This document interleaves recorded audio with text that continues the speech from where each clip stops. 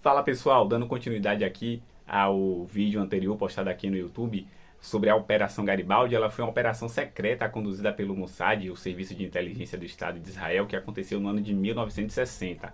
Ela ocorreu para poder capturar o nazista Adolf Eichmann, um dos principais responsáveis pela logística do Holocausto. O contexto de toda essa história é que Eichmann ele foi um oficial da SS nazista responsável que coordenou o transporte de milhões de judeus para os campos de concentração e extermínio durante a Segunda Guerra Mundial. Ele foi responsável por matar milhões de pessoas, entre elas inclusive a maior parte de judeus, que chegam a um número aproximadamente, que diz alguns historiadores, de 6 milhões de judeus.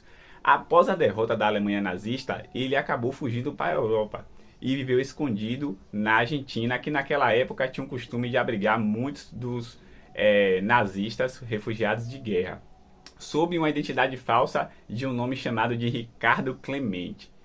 Toda essa operação do Mossad acabou descobrindo o paradeiro de Eichmann e montou uma operação altamente arriscada e clandestina lá em Buenos Aires. Foi algo surreal, uma das maiores operações do Mossad, talvez a maior operação do Mossad.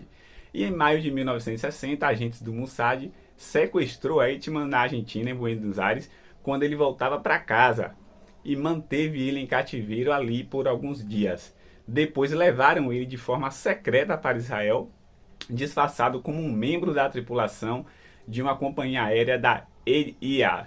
E o desfecho de toda essa história foi algo também ainda mais surpreendente. Eichmann foi julgado lá em Jerusalém no ano de 1961.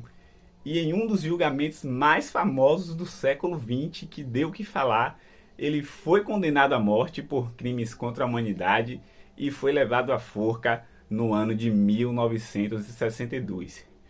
Toda essa história nós vamos ver nesse livro, o Mossad, chamado Mossad Os Pilares do Kingdom, e ele mostra bem como Israel construiu um dos serviços de inteligência mais eficientes e temidos do mundo.